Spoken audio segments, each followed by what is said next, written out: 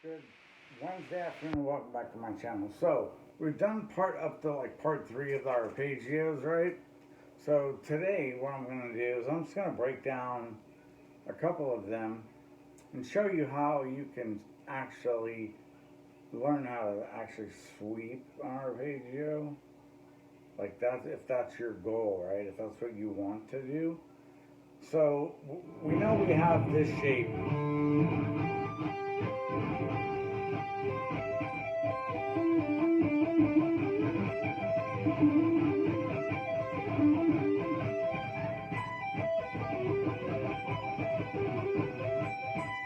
So we have those two shapes are the ones I went over mostly on like part 3 of basically making and understanding an arpeggio, right? So now what I want to do for part 4, like quickly, if I can, is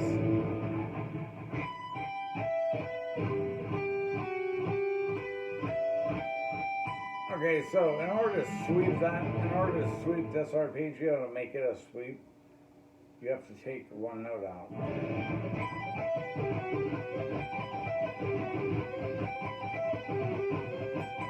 So you tell me whether that's faster or this is faster.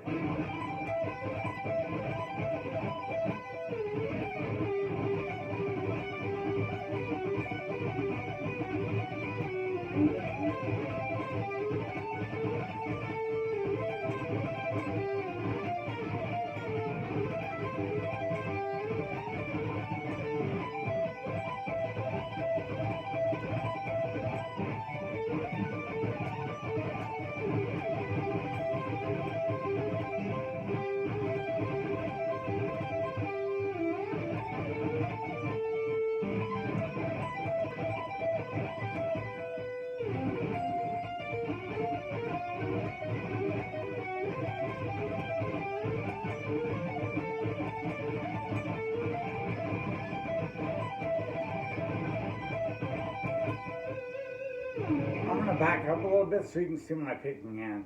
But, so, those are all just the arpeggios you already know. They're just, I'm cutting off one note, right? So, instead of playing the turnaround, I'm starting on the first note of the turnaround, which would be a D, F sharp. F sharp. So I'm starting at F sharp.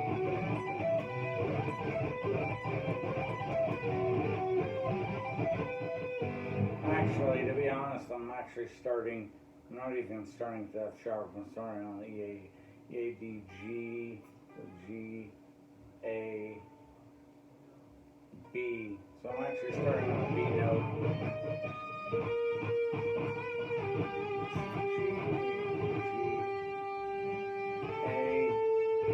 Actually A sharp.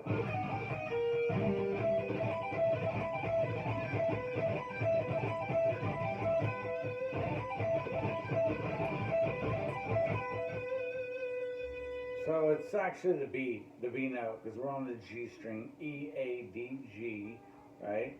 After G comes A, right? And then B, and then C. So I'm only telling you these notes to clarify, so you understand that we're in the key of E minor, G major, right? So if I were to say F, then that would not, that is a note that is not in the key. F sharp is the only sharp in the key of G major, E minor, okay? So, since I know that this pattern, I know I can go.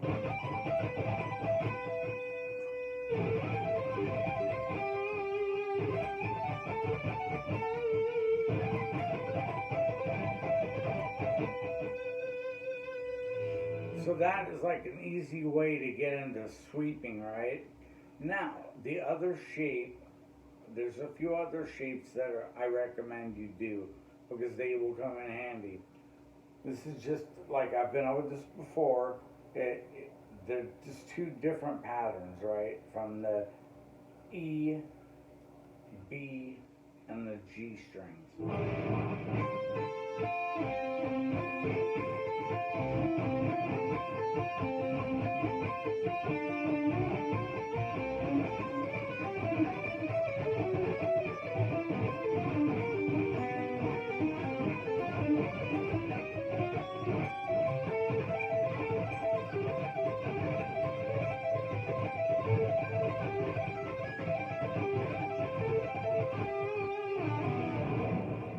And what kind of makes those cool is you can sweep them pretty easy. And hopefully you're watching on my picking hand.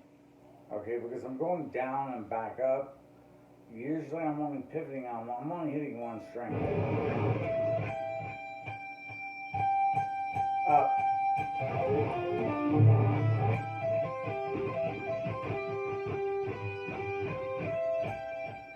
Down, down, down, up, up, up.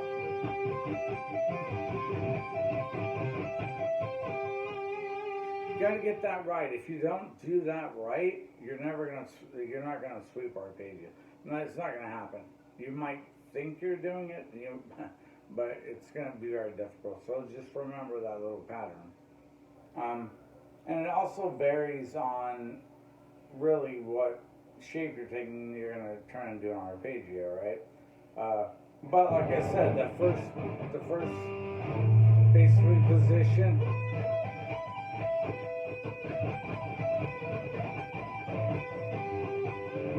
You can go.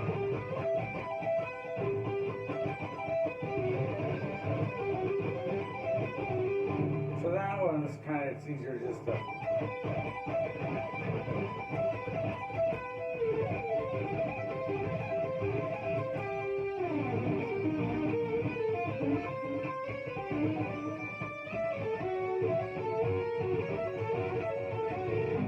What's cool about when you're doing them down here, you have a little more room. This is something that I think sounds cool.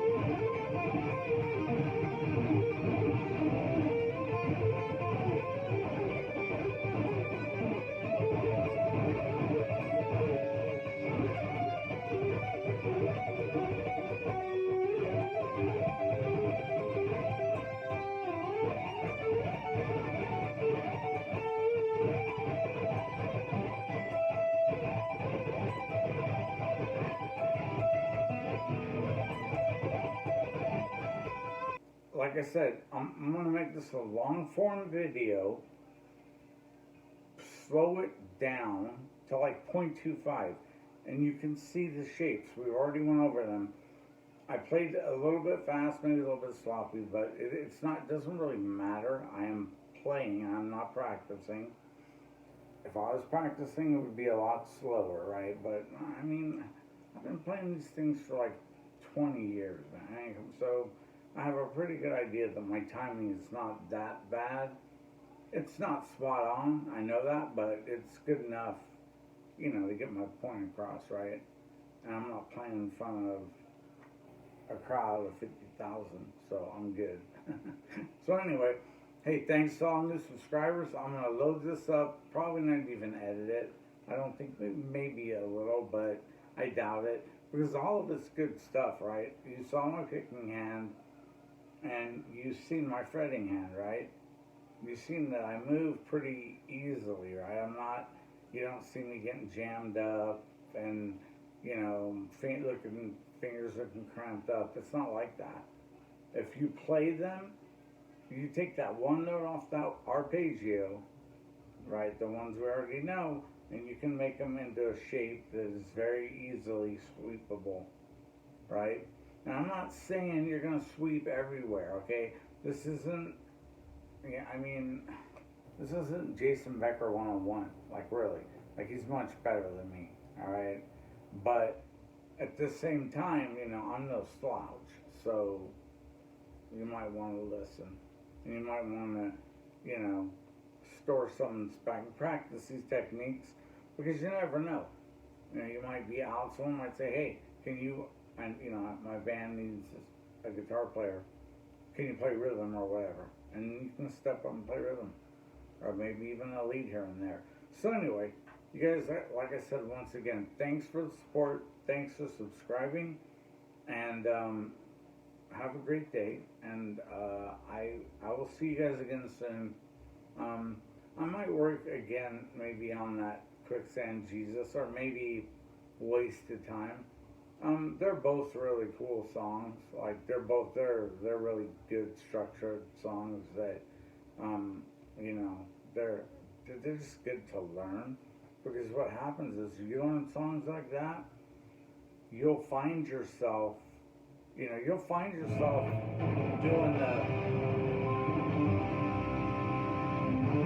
the C to the D to the G to the A, right? Then back to the E.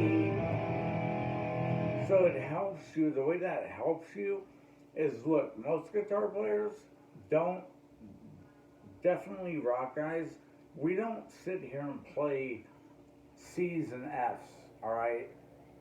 This is our C.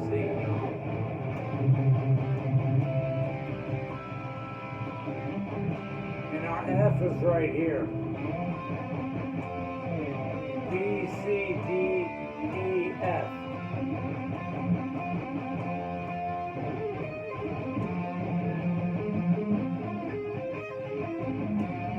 My point is, we're not playing them in the open position because we don't need to, because we're playing rock, right? We're not playing open chords. Trust me on this one.